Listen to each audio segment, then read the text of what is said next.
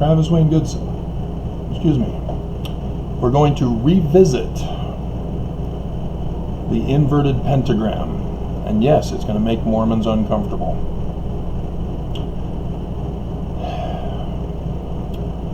I am using a site called thirdhour.org. It's a Mormon. David Snell is the author. Was an article posted on February 20th, 2018. He's pro-Mormon, believes in the church, and by this article you'll understand how we can identify lies. So his article is titled, "Why Are There Inverted Stars on Mormon Temples?" So he shows Nauvoo. He doesn't show the two sunstones. He shows a version as if it were, interesting. Because the manner in which you see them is the manner in which, so the other picture I have, I can save the image it looks like. So now I'll have both versions. Is it just one sunstone or two sunstones for Joseph and Hiram? We'll get to that. So he shows the inverted pentagram on the Nauvoo temple. The original Nauvoo temple was destroyed. This is the version that the church had restored to the specifications of Brigham Young's brother-in-law, who is the architect. He's the one who designed it. He's the one who put the inverted pentagrams on it. It is important when you do history that you have a basic understanding of how to catch people when they lie. For example, if you read in the Book of Mormon about Nephites wearing tennis shoes. There's a Mormon who writes children's novels, Tennis Shoes Among the Nephites. And so it's a time-traveling book as children go back in time to the Book of Mormon in tennis shoes.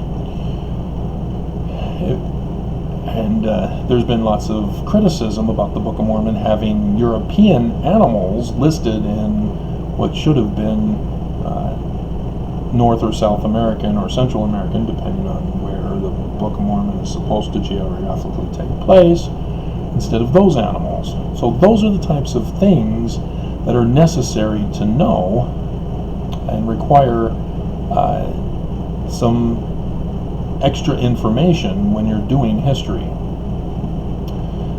And so the inverted pentagram is one of those things. You have to know the origin of the inverted pentagram. You can't just say something and get everybody to believe you. It happens a lot, doesn't it? But it's an enemy tactic to put in spies among the enemy to spread misinformation and disinformation. That's how you destroy somebody. And so it's important to make sure that Mormons know their religion. They know Mormonism. They don't want other religions sneaking into their church through conversion and spreading Christian religion within Mormon religion, changing Mormon religion into Christian religion. So here's what, is it David Snell? Yeah. Here's what he says. Every year, millions of visitors pass through Temple Square in Salt Lake City. They walk the grounds, snap some selfies, and get to check out the famed Mormon temple. Well, one of the things you might notice while temple gazing, Joseph was arrested for being a seer gazer or a glass looker.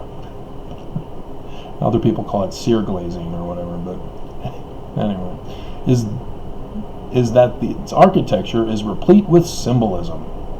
Yeah. Architecture is in and of itself symbolism.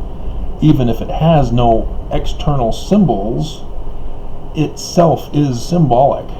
Catholic cathedrals, for example, the older ones, are designed after the cross. They have the two annexes and the main, just like the cross. There's a reason for that. And so architecture in and of itself is symbolic. And where the pastor preaches from is where the head would be. Anyway. But some people notice one symbol that doesn't quite sit with them. Apparently he hasn't watched Sesame Street.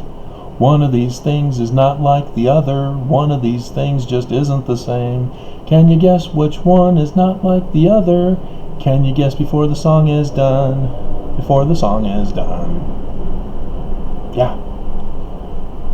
The inverted pentagram, or oops, star. Already he's deceived us.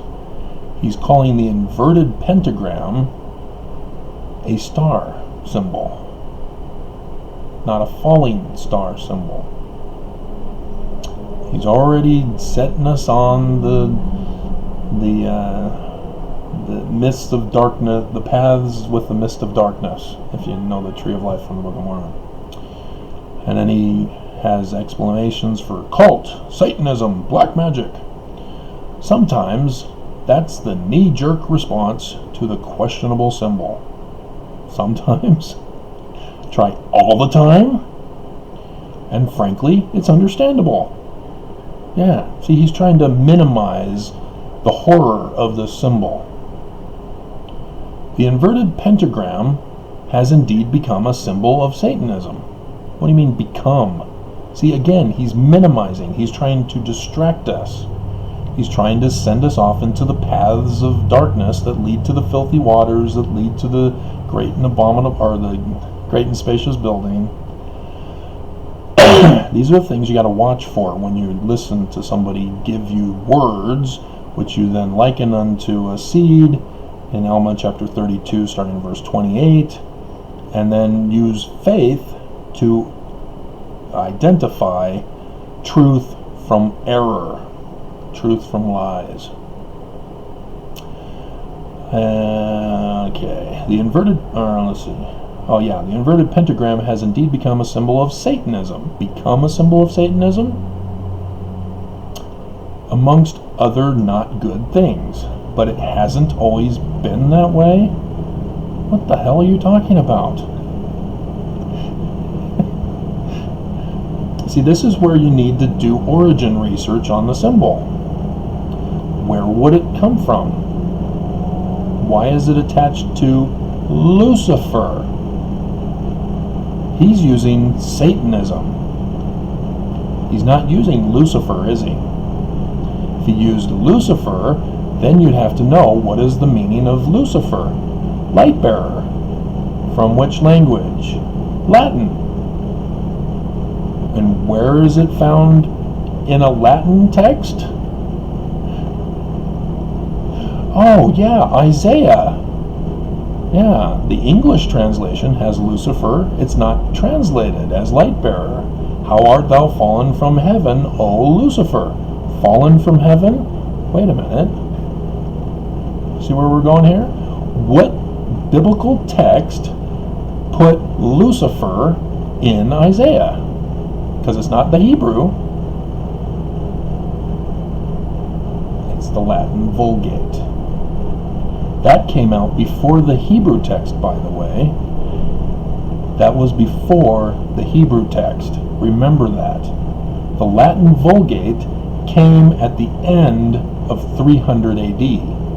The Jewish Masoretic Hebrew text, confirmed by the Dead Sea Scrolls, I'd have to check Emmanuel Tove's extensive work on comparing the two texts, identifying the differences and discussing them. He's still alive and kicking on academia.edu. His book is called Textual Criticism of, I don't want to say Hebrew Bible, but maybe that's what it is.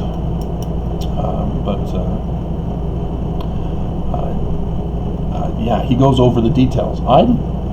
looked for Genesis 1:1 to see if the Dead Sea Scrolls dropped the Beth at the beginning of the Genesis text.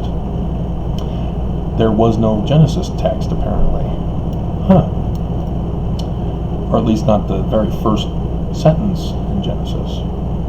Very interesting. But yeah, you have to do your research here.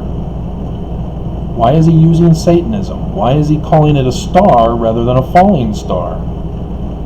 This is the trap that people do to deceive. David Snell is a deceiver.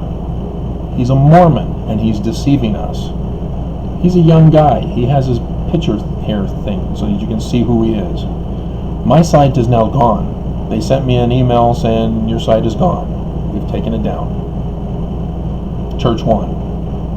That's a long story. It's another story. I've already talked about it, but if you can find the video, great. And so, when you're doing history, whatever it is, no matter how far back you have to go, you have to get the information correct. He is deceiving us.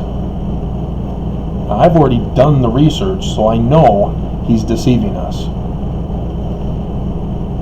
He keeps on going. There's a scene from the Da Vinci Code that illustrates this point well.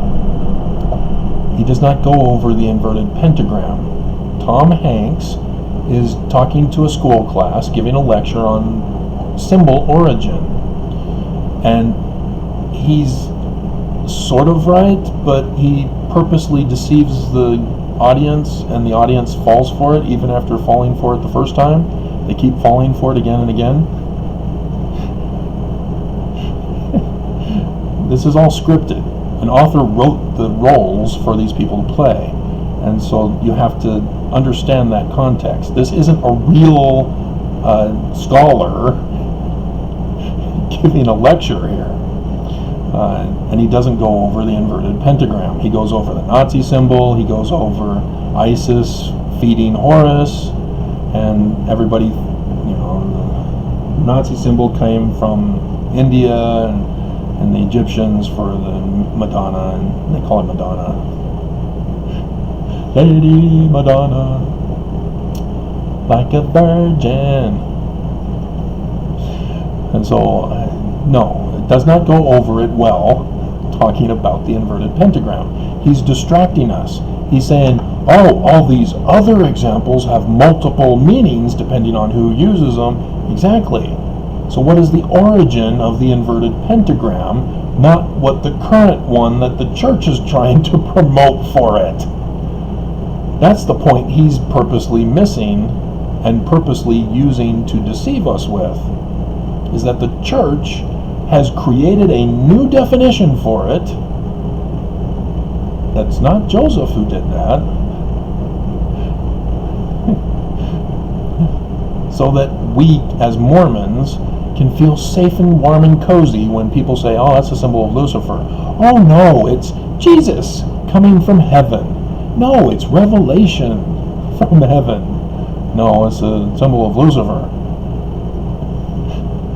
And then people argue, no, it's Jesus. No, it's Lucifer. Who's right and who's wrong? We can never know. We'll agree to disagree. Can't judge me. God, people piss me off. Symbols have different meanings to different people. They change over time. When people want them to mean something different. In modern Mormonism, the first inverted star appears on the Nauvoo, Illinois temple in the 1840s.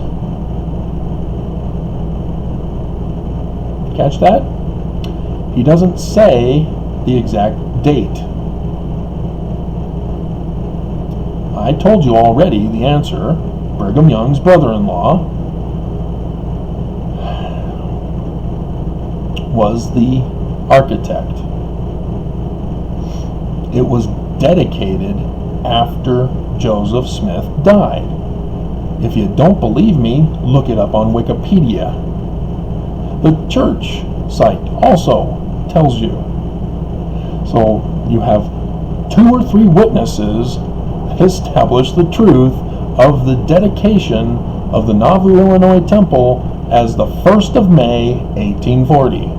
Well, Travis, that's not April 6th. Yes, Mormons were pissed. It was ready on April 6th. Mormons were pissed. Some Mormons even left Brigham Young. Said, no, that's wrong, Brigham. I'm out. No, you're not doing the right thing. Alpheus Cutler, for one example.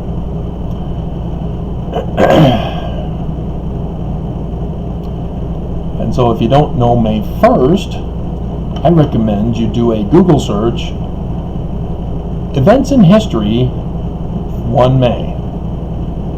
They'll have it for you. Look in 1776. Let me verify to make sure that they will cover this. Historical events, 1 May. Whoops, I need to do, oh, there it is. nwikipedia.org, May 1, Wikipedia. It starts with 475 BC. Roman consul Publius Valerius Poplicola,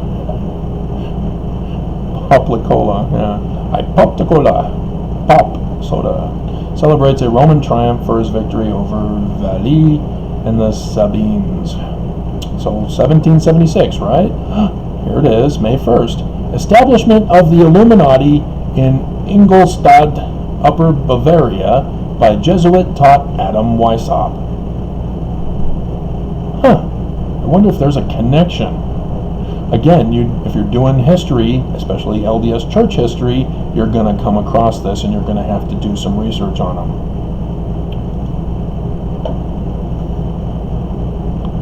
But yes, guess what sign they used as the Illuminati?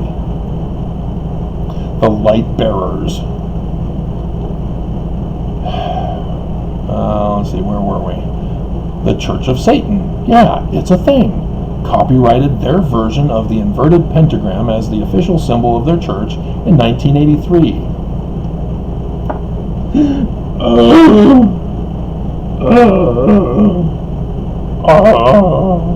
The rats of unusual sizes.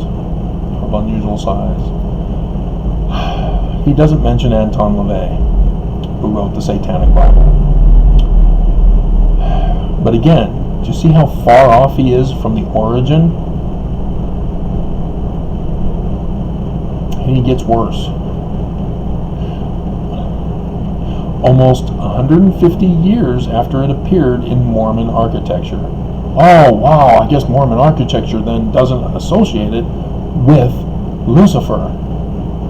I guess we're safe as Mormons. Woo! Dodged a bullet. Nobody will dare to molest or make afraid. Oh, smackdown. I'm going to have to take a break, it looks like, in about 5 minutes.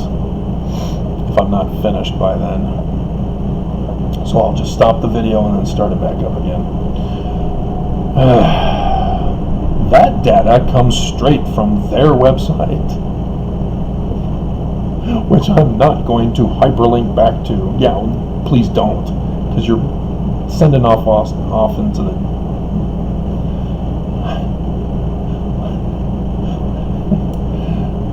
He's again distracting us. Of course, Satanists were using the inverted star before it was officially copyrighted.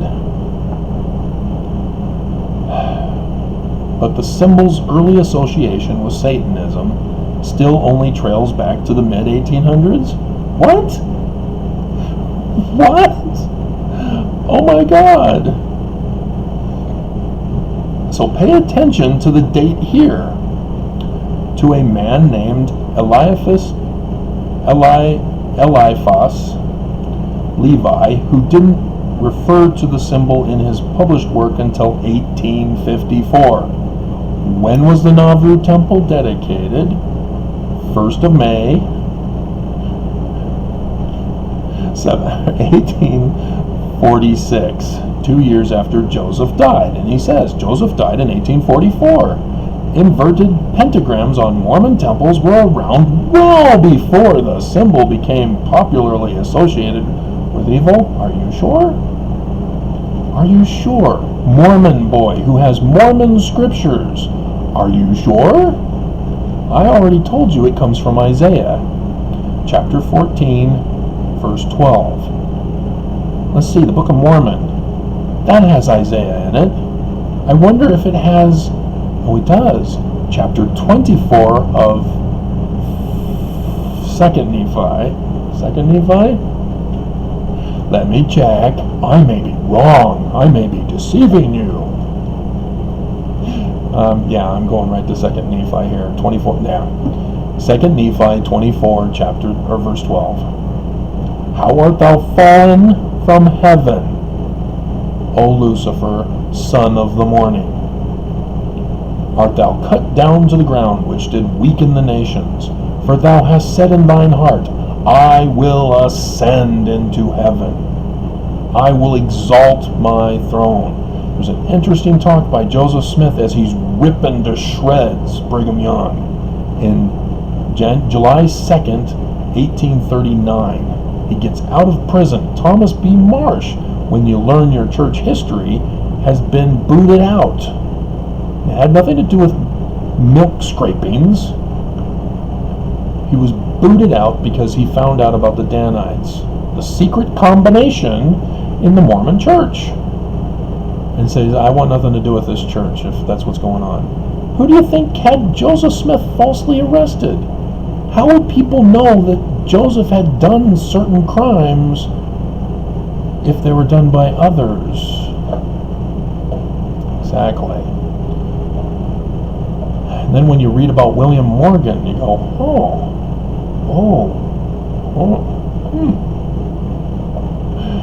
And so, yes, but there's more. The church, or the scriptures for Mormons, are very detailed on how to identify Lucifer's church. But we won't go into the Great and Abominable Church or the others and the philosophies that are Illuminati, such as in the Korihor, who starts the whole organization that leads to the destruction of the Nephites. I wonder if Korihor is Adam Weishaupt, which is actually technically Johann Adam Weishaupt, because Germans added an extra name at the beginning, often Johann. But you'd know that if you did your genealogy.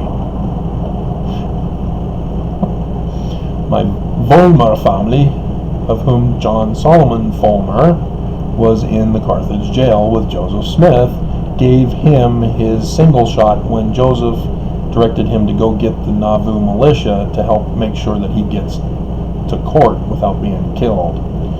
So there's this thing called the Pearl of Great Price, and in the Pearl of Great Price, there's part of what Joseph and Sidney Rigdon worked on in 1830,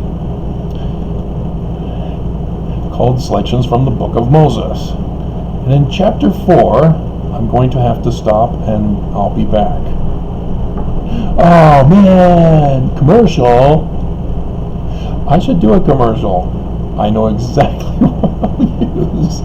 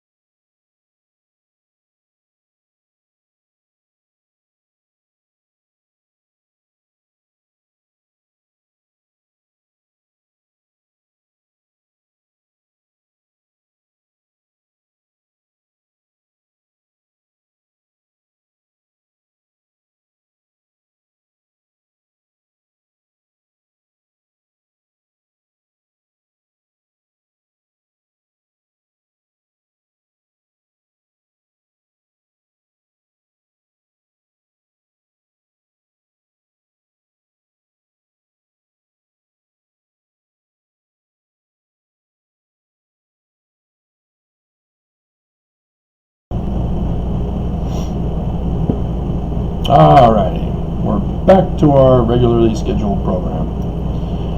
Again. So, Bruce R. McConkie put in the chapter heading in chapter 4 of Moses, how Satan became the devil.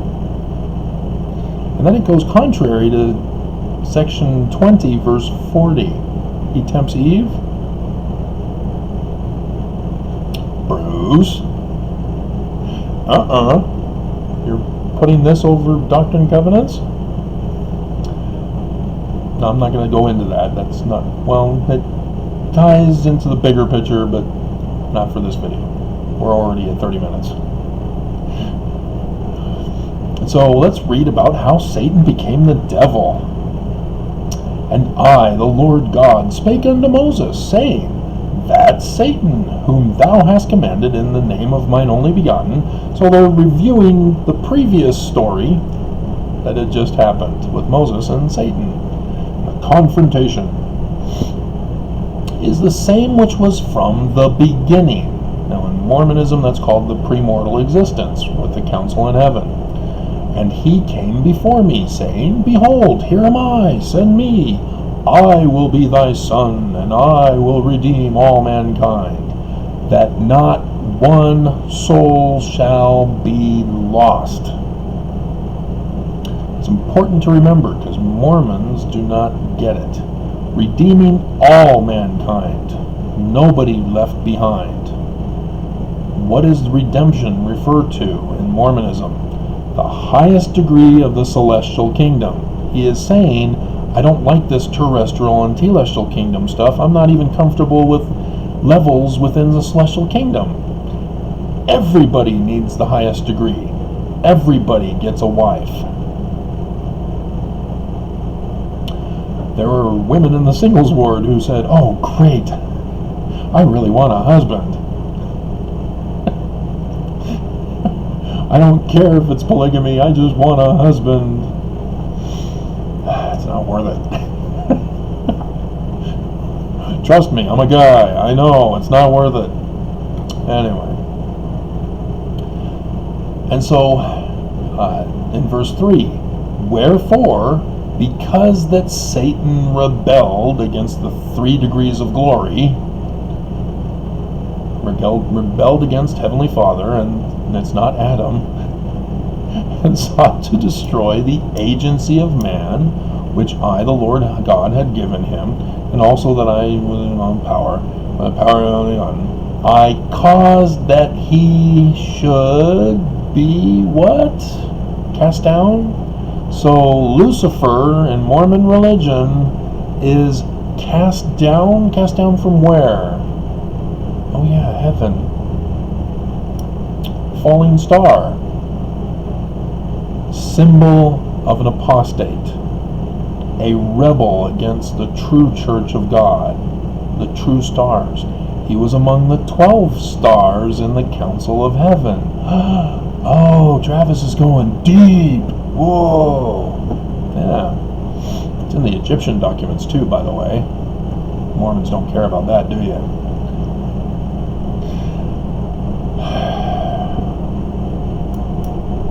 So, yes, he became Satan, the devil, the father of all lies, to deceive and to blind men, and to lead them captive at his will, even as many as would not hearken unto my voice.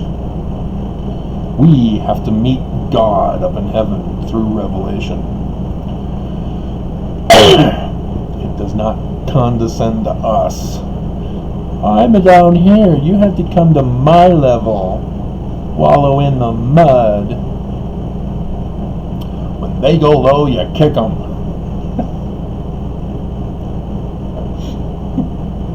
There's a little political satire for you.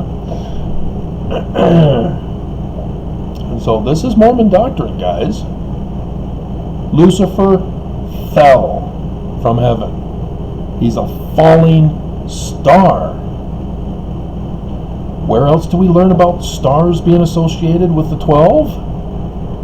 Why, it's in the Book of Mormon even. Oh, the very first chapter even. Lehi's first dream, although he has a vision first, It's unclear as to whether he was having a dream at that time or whether he just zoned out, not listening to people. And so here in verse 9, he sees God in heaven sitting upon his throne, and it's not really God, it's a sign in the heavens. So they're not really the 12 apostles, they're 12 stars. But all Mormons think, oh yeah, 12 stars following the one descending, who is Jesus. Oh, see, it's descending. Jesus descends. Jesus is the inverted pentagram. If it was a star descending, not falling, it would be pointing up. Big difference. But yes, 12 others following him, and their brightness did exceed that of the stars in the firmament. So 12 are often referred to as stars. Lucifer is a falling star. Alright, do we need to go back here?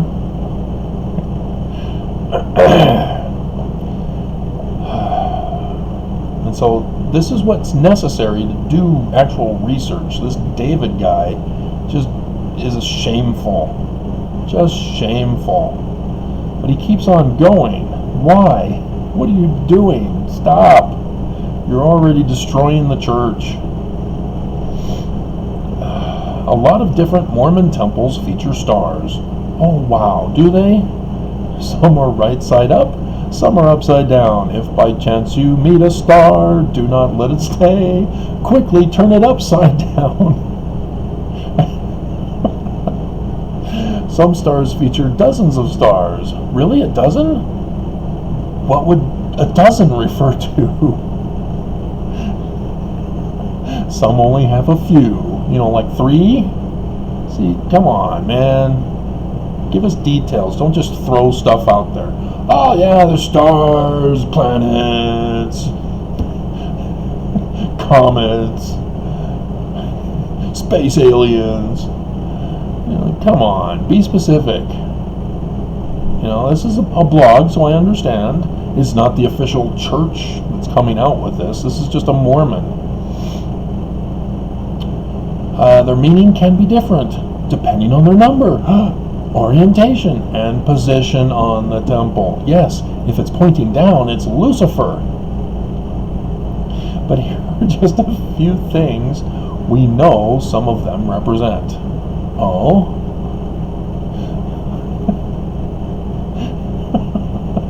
I'm willing to bet you he doesn't go over Isaiah. Let me look ahead. More symbolism. Yep, he doesn't. Yep, the Republican. He goes over the Republican Party.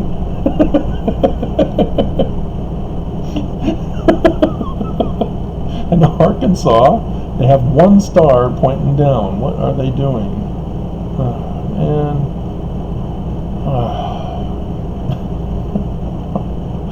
And the Medal of Honor came right after the Civil War. Right at the time when the United States became a corporation, and then designed the streets to be the inverted pentagram. So we'll finish with these. The Woman of Revelation. One of the men who worked on the Nauvoo temple described some of the exterior symbolism, saying that the order of architecture was unlike anything in existence. It was purely original. Representation of the church, the bride, the lamb's wife, the lamb being slaughtered, the bride eating the lamb.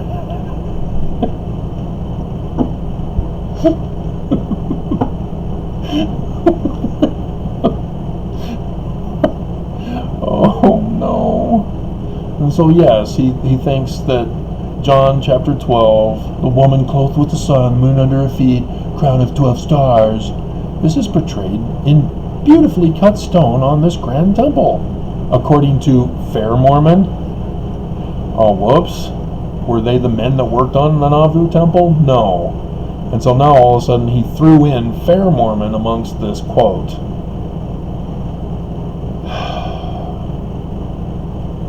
Unbelievable.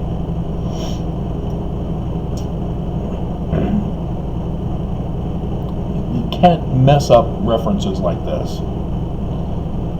This woman clothed with the sun is symbolic of the Christ Church. Yes, and who's Jupiter again? And notice that 3 stars, nope, you don't. I was thinking he was going to say the 12 stars are the apostles of the church. He doesn't do that. But notice 3 stars have to be added. What happened in 2014 to 2015, specifically after 2015's version on the morning of Saturday session of General Conference in April 4th, to be specific? From that time, 1, 2, 3 falling stars. Remember this in the temple before 19? Oh, you're too young, David. Right, you only remember it from this, and you don't know what this is there for. And so, yes, 3 stars get added to the sign in Revelation chapter 12. 3 new apostles get added to the quorum of the 12 for this sign, just in the nick of time. Because it happened on the 23rd of September 2017. But you wouldn't know it if you don't connect all the historical information together. Which reminded me, we're talking about Joseph dying, aren't we? And so, yeah, he blew it on that one. But here he tries to claim that Revelations 22:16 is Jesus Christ and is the inverted pentagram. No. No. What does the Greek word say? It's this star. Oops. Wrong star. David. David. David. Wrong star. David. Do I have to explain the joke? Do you not understand how David missed this from Revelation 22:16? Of all people, David is the one who missed this? So yes, the Latin of Lucifer, which is not translated into English, as light bearer. How art thou fallen from heaven, O light bearer, son of the morning? Venus. Alright, so I've already revealed to you about the Illuminati. Yes, guess what? They're Jews.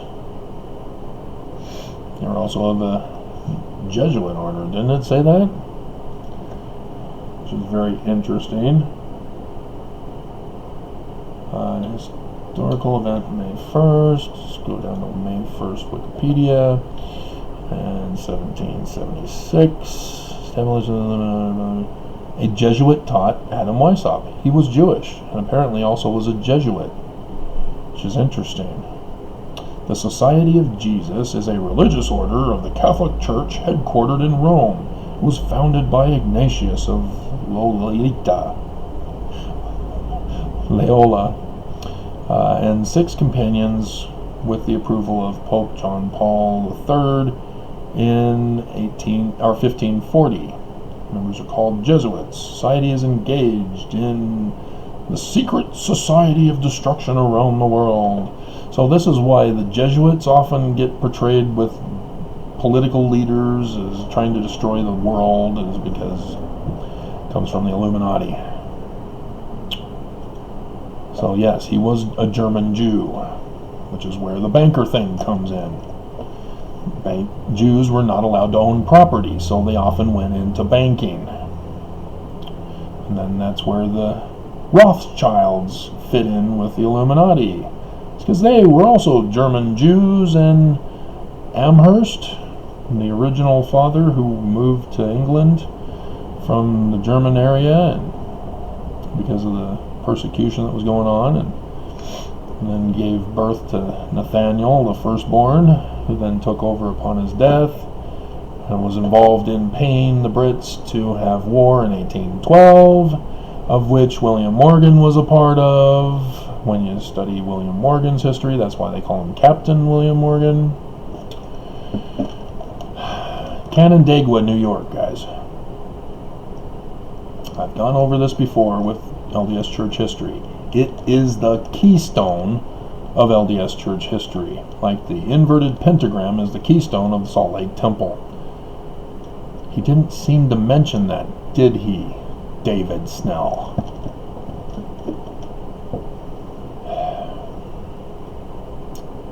The Book of Mormon is supposed to be the keystone of the church, not Lucifer's symbol. And so what you have with Canandaigua are 3 individuals so far that tie into Canandaigua, New York at the same time period, though they talk about it in different time periods. The first, Joseph Smith Sr. If you're studying LDS Church history, most likely he's going to be the first one you come across among these 3 men. Joseph Smith Sr. was a Master Mason at Canandaigua Lodge. It was a York Rites Masonry. Too many people have been trying to tell me about Scottish Rites. Oh, it's just Scottish Rites Freemasonry for the inverted pentagram. Yes! Yes, it is! Very good! Because it wasn't York Rites. And people are silent after that. They go away. They hide. Oops, we got busted. We just got the church in trouble. Oops, I better keep quiet. You'd think all Mormons would do that. You'd think they'd all be quiet. Nope. So, Master Mason, York Rites. You need to do your historical research on those. With the York Rites, you find out that the Knights Templar are the highest ranking in the York Rites, not these degrees of the Scottish Rites. Well, now you have to do your research on Knights Templar.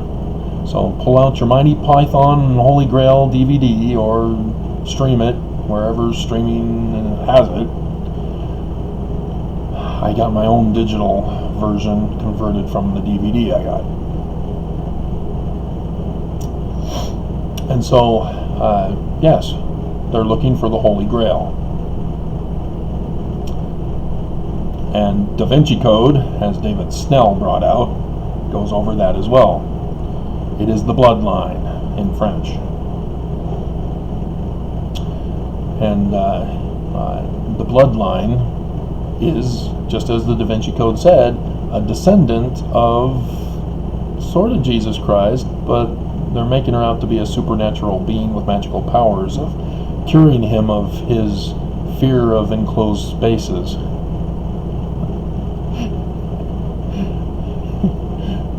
Which anybody can do if you know what to do in that situation. You distract them. So, but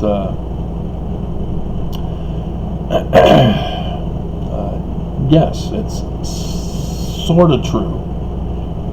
Dan Brown was not willing to go as far as to say that Jesus did not exist, and it was the preservation of the knowledge that a mortal being, a mortal man, would restore the kingdom of David. The Jews do not believe as the Christians do about the Gospel's Jesus.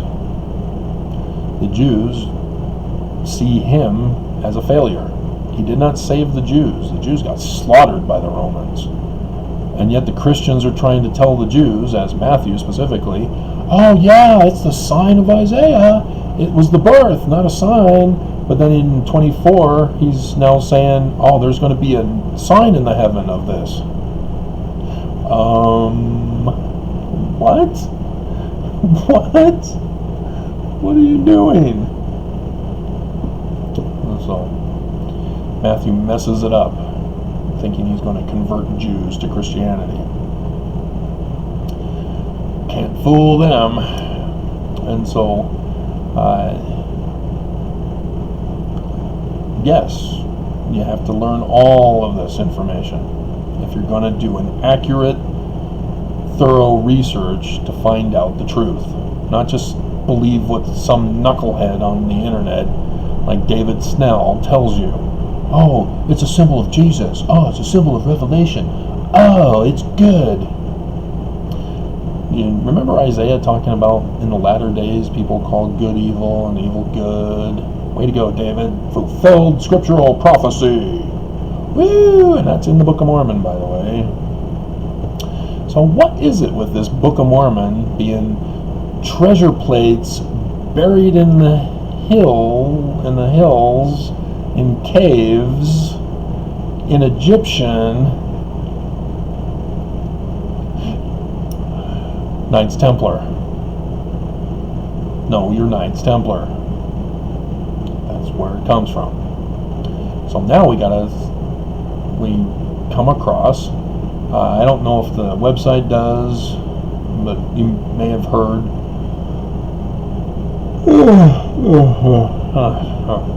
Sorry. May have heard about Captain William Morgan. For some other reason. And if you're listening to it, you find out he was arrested and jailed in Canandaigua, New York. And so that should automatically trigger in your mind, wait a minute, I know somebody who was in Canandaigua, New York at that same time period. Same time period where Joseph Smith Jr. was supposedly meeting with this Moroni who in the Joseph Smith papers are saying it was actually Nephi. I guess Nephi just made a mistake, right? It's supposed to be Moroni. Because that's what we say it is today. So it must have been Moroni, and Joseph Smith was wrong as the founder of our organization. Wrong. Joseph is wrong, right, Mormons? Joseph is wrong. Because he never called him Moroni. Always called him Nephi when he called him. And,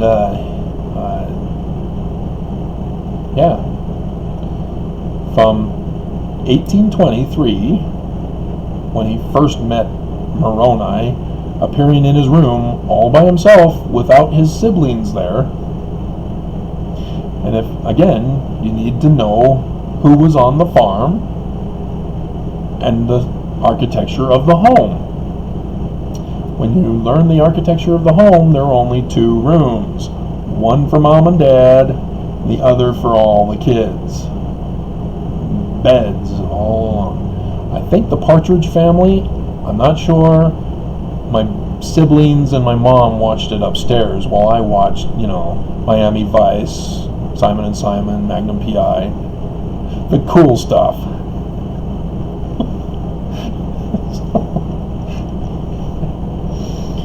Although I think the Partridge Family was like in the 70s, so it would have been different shows.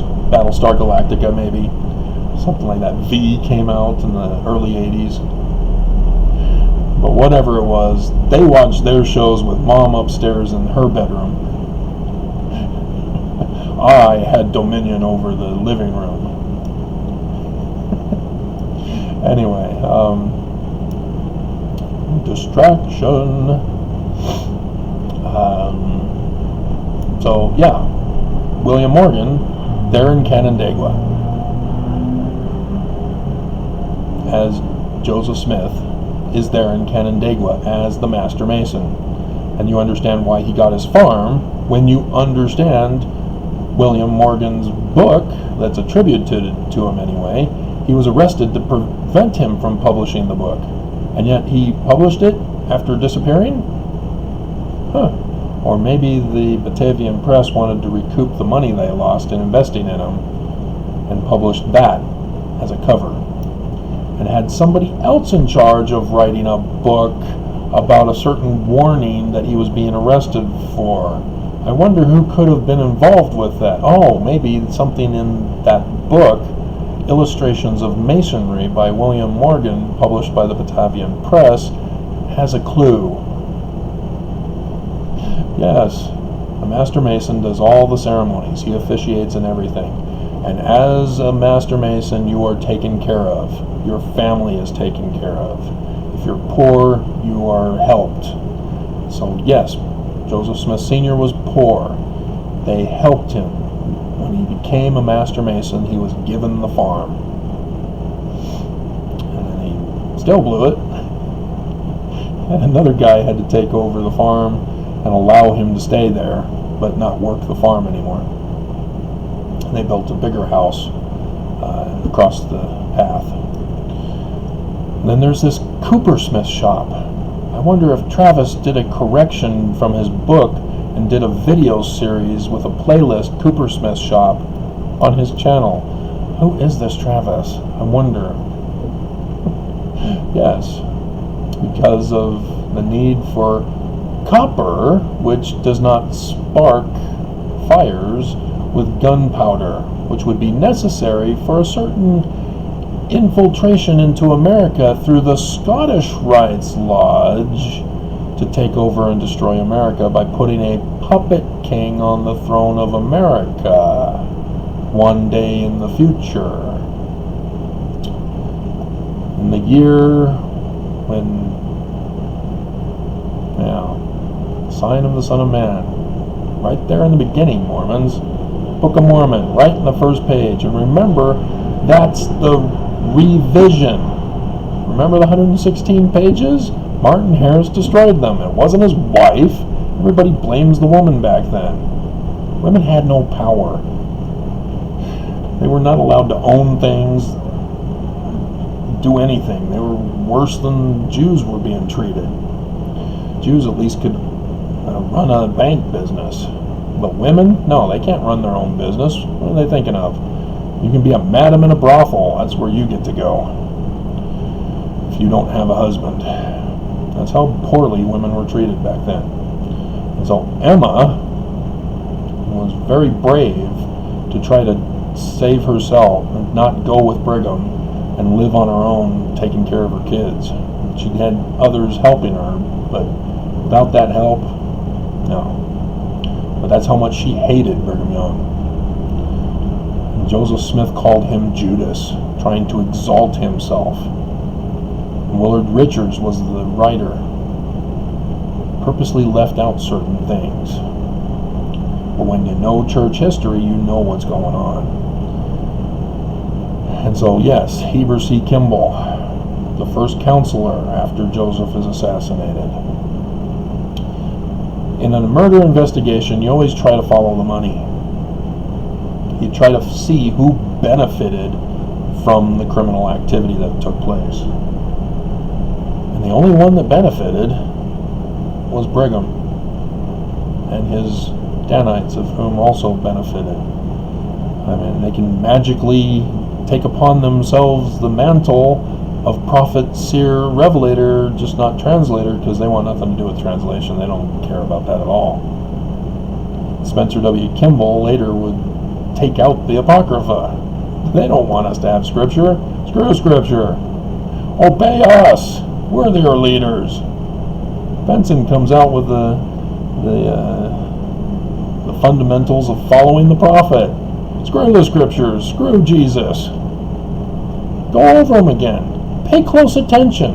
What does he mean by we follow the current living prophet, not the dead ones?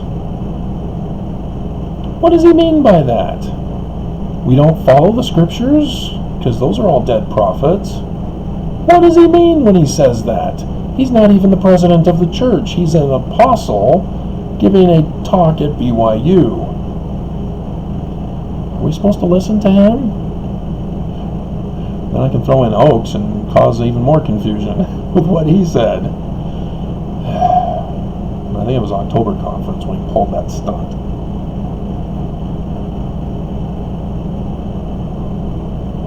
Oh, yawn, stretch, trying to come alive. So, yeah.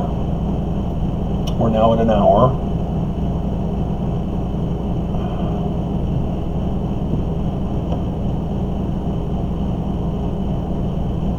Contact issues. And so, Heber C. Kimball.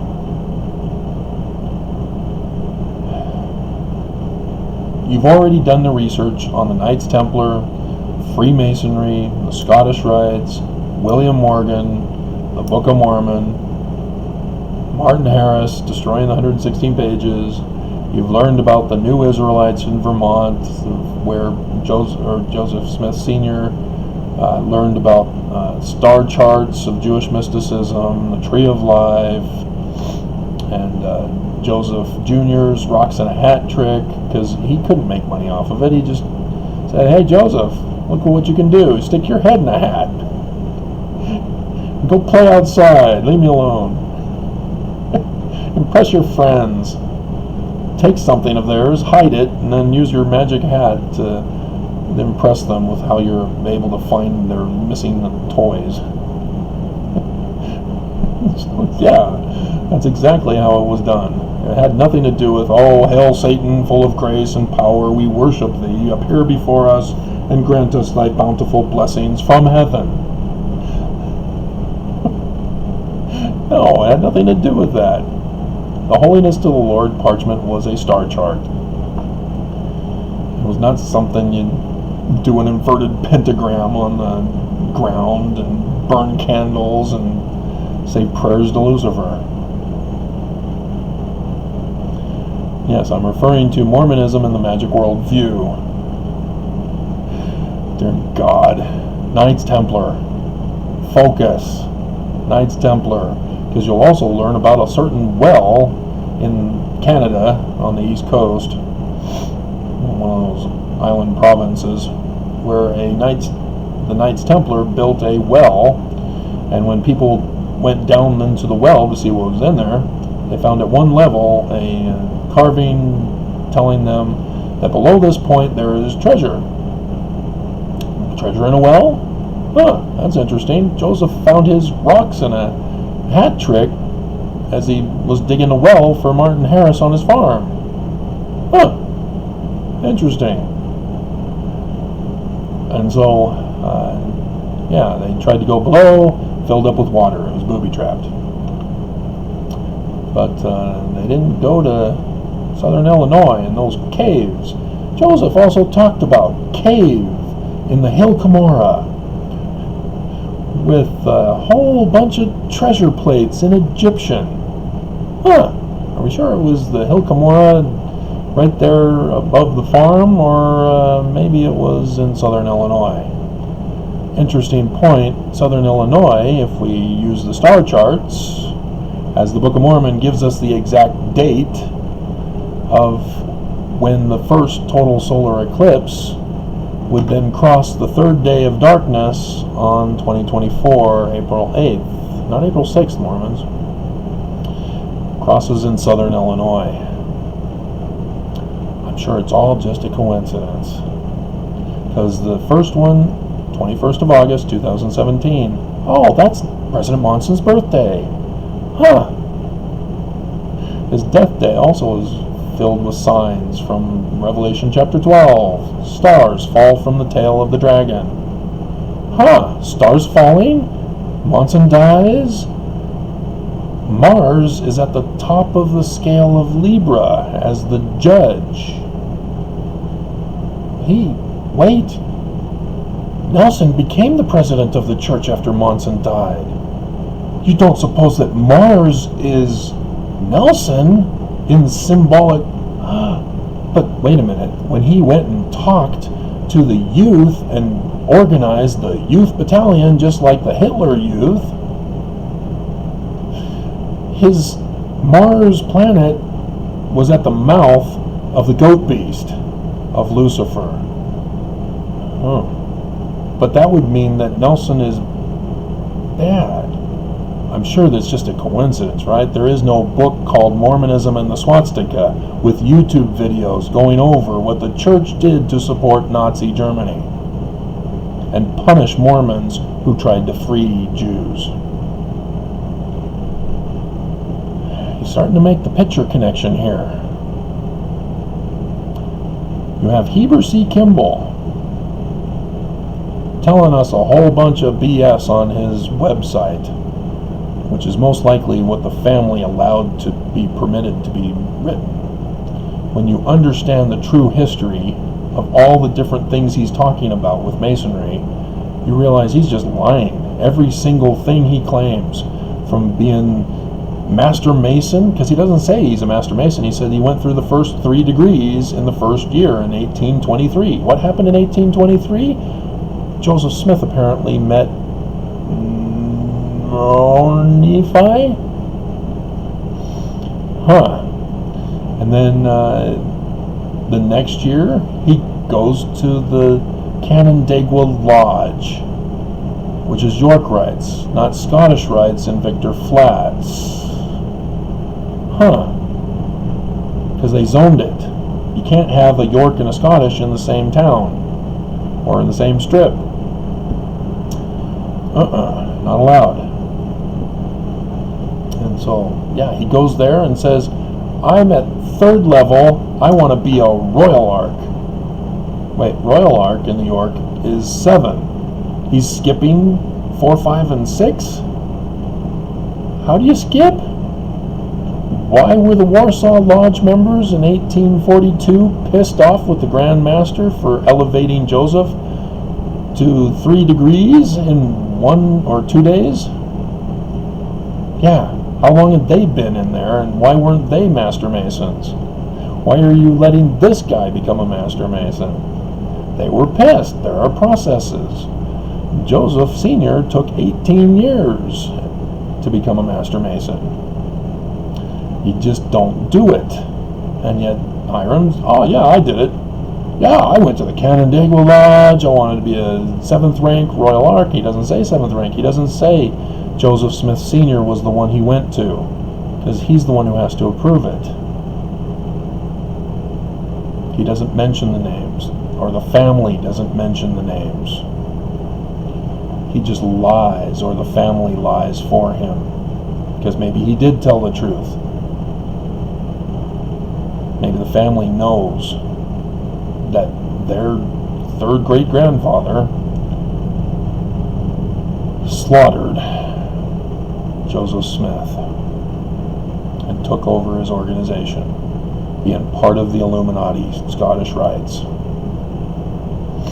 Because that's what William Morgan was warning about to the York Rites, his fellow York Rites. William Morgan was a Royal Ark, 7th rank. So that's why Heber has said, oh yeah, I went and asked to be a Royal Ark in 1824. When did William Morgan get there and start talking about it and start working on the book? And who was it that was helping him transfer his dictation onto paper?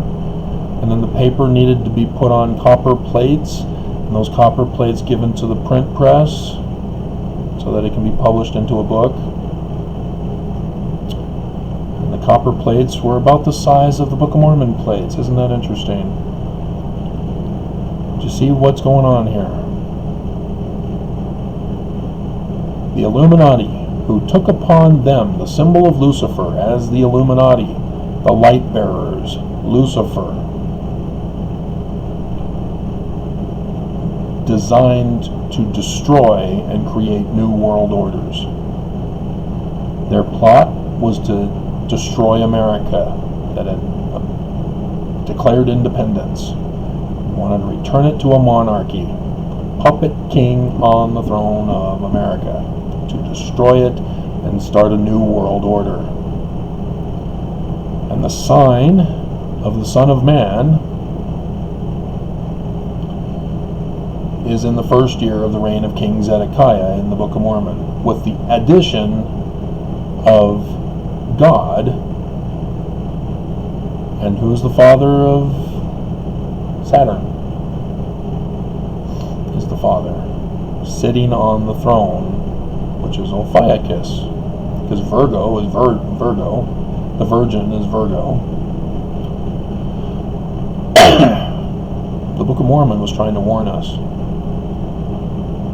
that they had stopped the threat in 1826, causing the anti-Mason movement, destroying all Freemasonry. Freemasonry had to go underground. They went to the south to become the Confederates.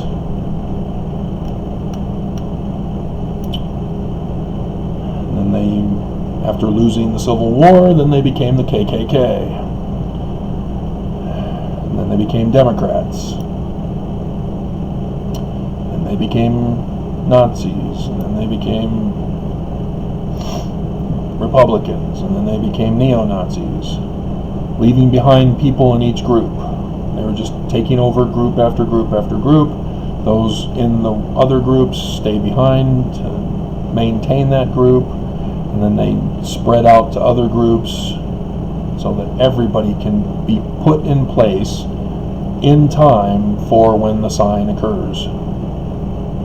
When they would have a puppet king put on the throne of America at the start of the first year when a total solar eclipse would occur.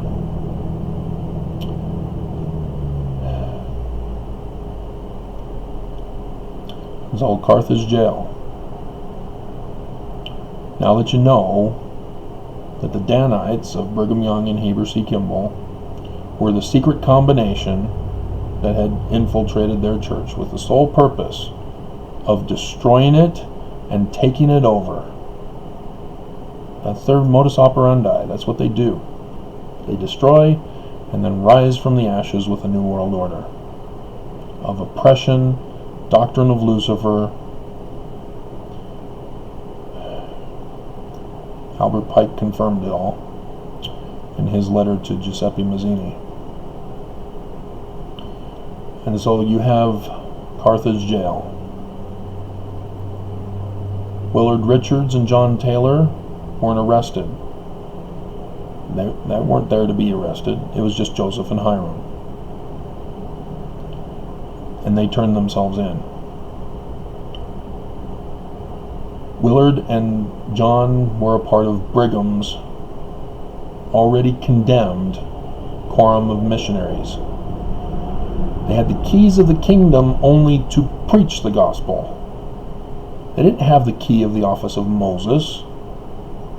They didn't have the key of Elijah. They didn't have prophet, seer, revelator.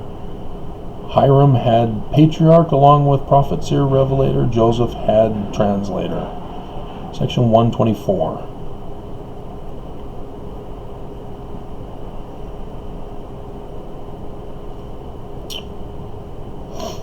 They were there to make sure they were assassinated. The Warsaw Lodge had a group come down defying the governor of Illinois' order not to murder them, to let them go to court. My third great grandfather was sent by Joseph to get the Nauvoo militia to make sure that Joseph got to court.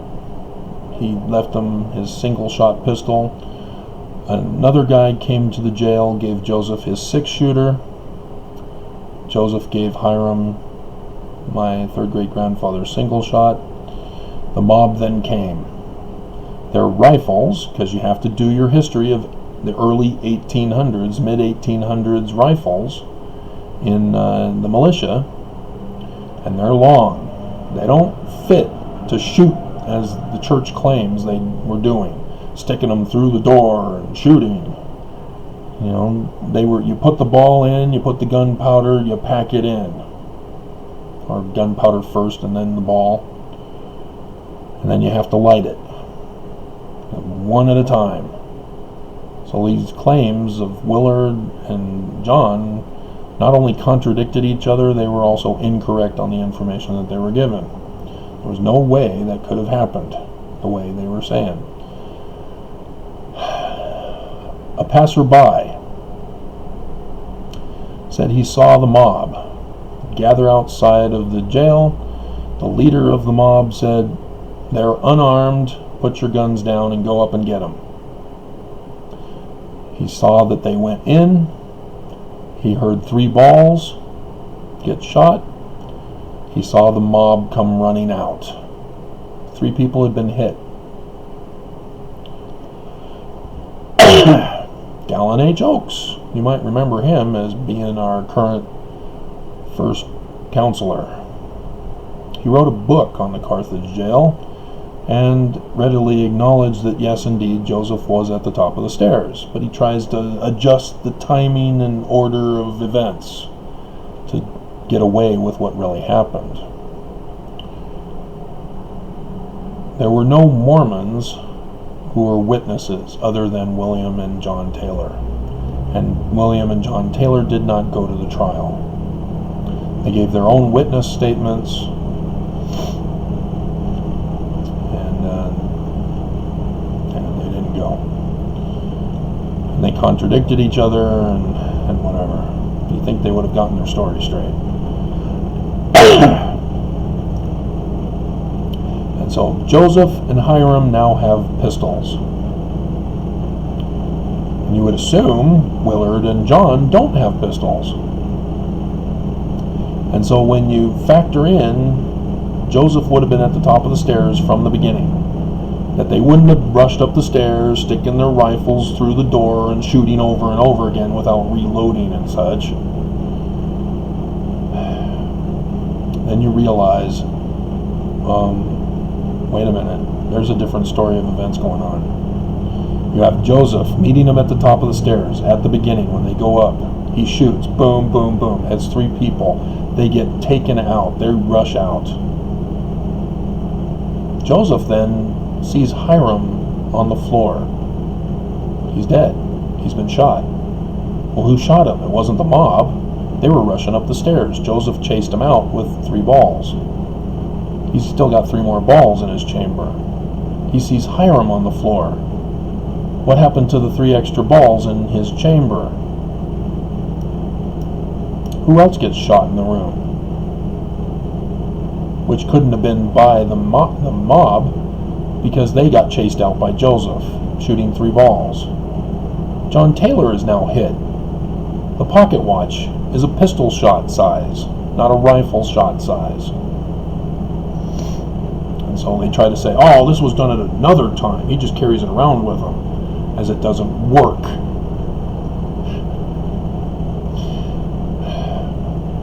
And so, yeah. Joseph shot John Taylor. John Taylor then went screaming like a little baby under the bed. And so next we know that Joseph went over to Hiram, my brother, leaning over him. He's not at the window calling the Freemasonic call for help. He's with his brother.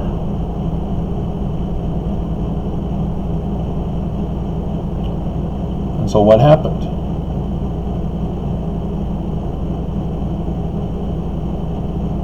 Why didn't they go after Willard Richards and John Taylor? They were witnesses. Can't leave witnesses behind. Can you? Willard Richards claims that he dragged John Taylor under the hay in the jail cells in the back. Was he really able to do that? So that the mob came up the stairs again and shot Joseph in the back? Dumped him out the window? Are we sure? Because the mob was already down by the well when the body fell down. So no. Only Willard and John was wounded. So how did Willard throw Joseph's body out the window down to the well, where they then shot him one at a time, because that's what rifles do?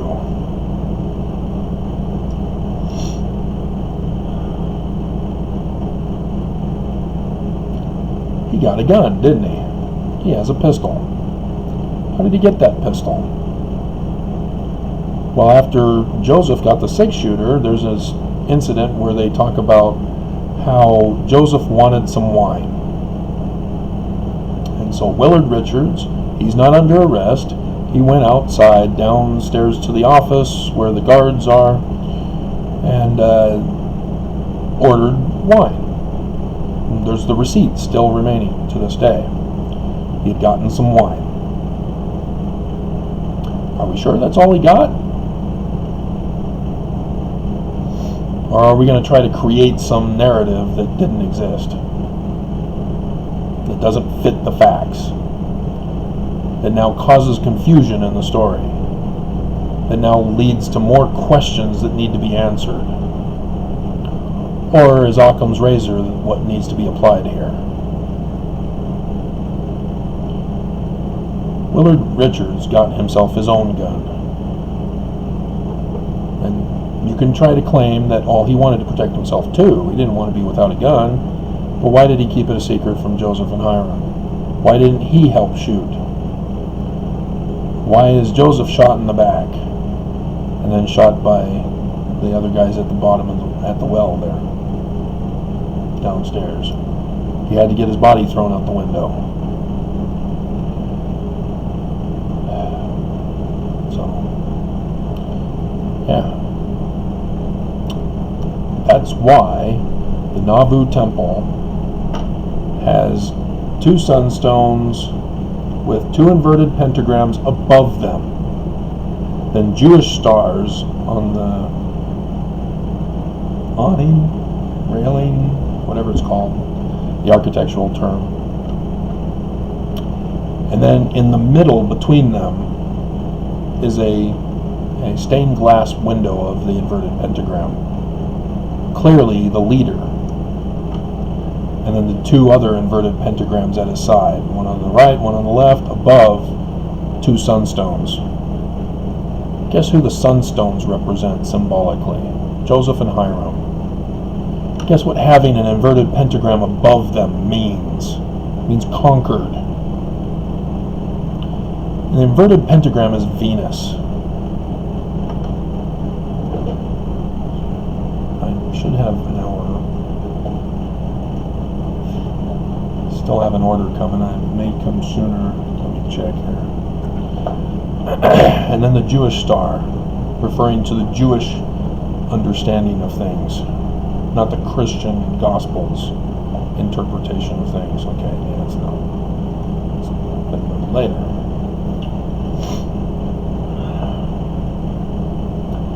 And so you have them receiving orders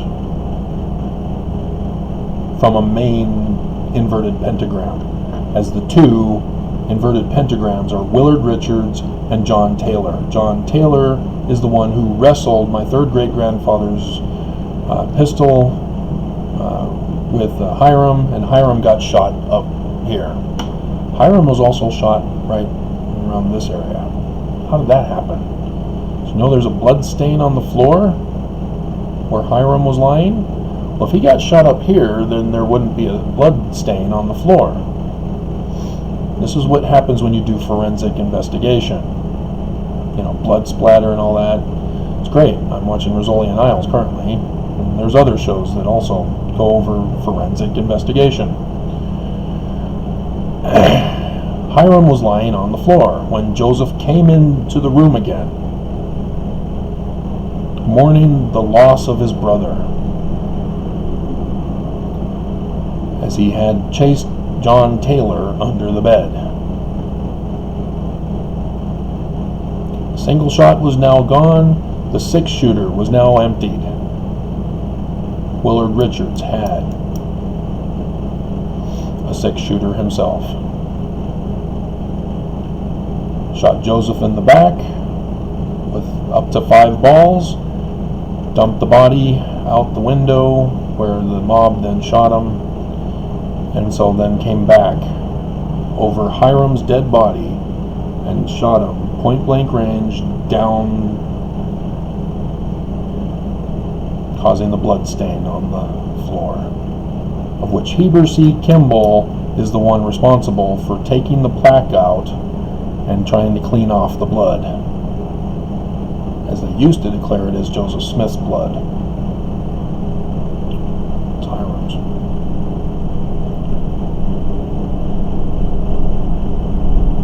It was a coup d'etat by the Illuminati that had infiltrated Joseph's church because the Smiths were involved with stopping them in 1826. They found out about it. That's why they joined the church. That's why Brigham and Heber, when they went on their missions all by themselves without a partner, only occasionally meeting up with each other, they were rallying the Danites, who were the Scottish Rites Illuminati, who had their temples burned down because of what the Smiths did in saving the life of William Morgan, sneaking him out of the country, disappearing him, and then taking over the publication of the book, which became the Book of Mormon. Morgan, Moore, and Monroe, for the mysterious dead body that was supposedly wearing William Morgan's clothes, but the wife came to the scene and said, "Wait a minute, that's my husband. What's he doing in somebody else's clothes?" So that sort of threw a wrench into things. But why did he die? Did he willingly give his life, or did he want to expose what happened? And they needed to make sure he didn't expose them. The sheriff who tracked William Morgan was punished more severely just for tracking to find out what happened to William Morgan. Why am I going to prison? What did I do? I did my job. I was searching to find out where he went, to find out if he disappeared or was murdered. The tracker said that he had escaped, got on a boat on the East Coast after going up into Canada first. And then the ones who helped William Morgan escape, the Freemasons, were put on trial. They were given light, slap on the wrist, a few months in jail. Then they were set free. Did you know they came from Canandaigua? Joseph Smith Sr.'s Masonic Lodge.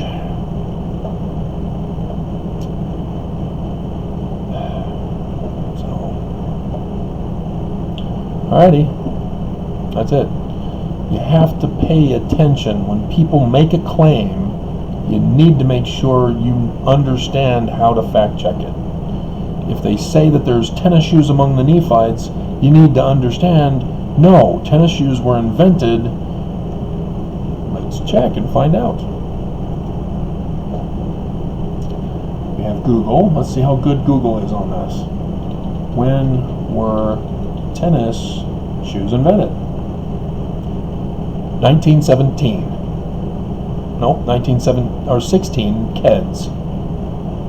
The rubber company, later Uniroyal, introduced Keds in 1916. First popular shoe. Various option of shoes started to take off in the early 1900s, but then they'd go on to Keds being the first one in 1916. And when were the Lamanites and Nephites? Yeah, see what I mean? It's called anachronism. It's all over the Bible, which means we can place the identification of the dating of the creation of the various stories because of the anachronisms put in there. And thus we can also see that the Book of Mormon is inaccurate because of the anachronisms in there. European animals instead of American animals, and other features as well. Notice there's also Masonic symbolism in there. Nephi, when he gets to the Promised Land, after going to the Promised Land, after going to the Promised Land, after leaving the Promised Land, after being in the Promised Land, goes back to Egypt. Egypt is the origin Promised Land.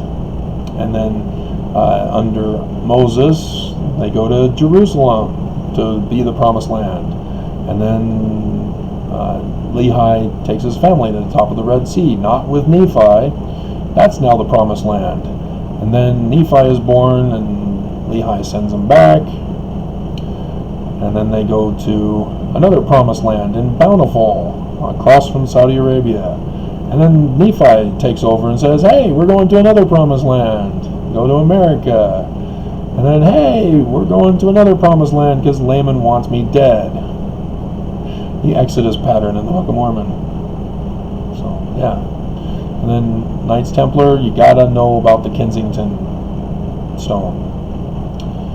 They purchased the land specifically so that the New Jerusalem can be built in America. So yes, the inverted pentagram is the symbol of Lucifer. but the symbol of the Scottish Rites Illuminati that are intent on destroying America. And we are witnesses during the coronavirus that occurred under Moses, right before the Exodus. That's what caused Pharaoh to finally say, go.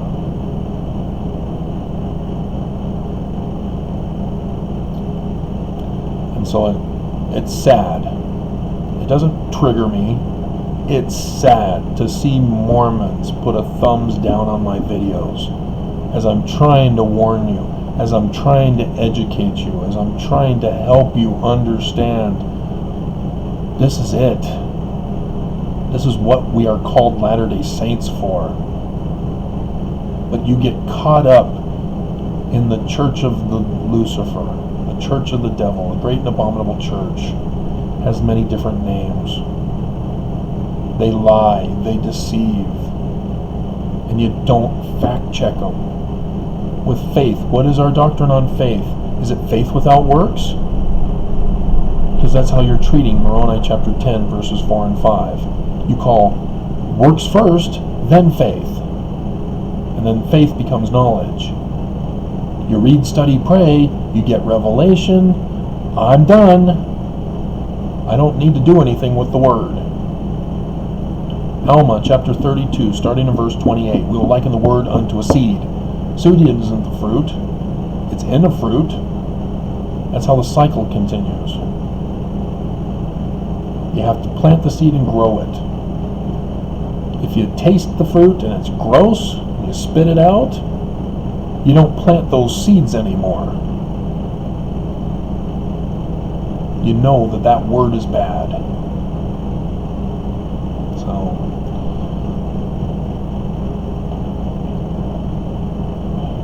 nobody's listening.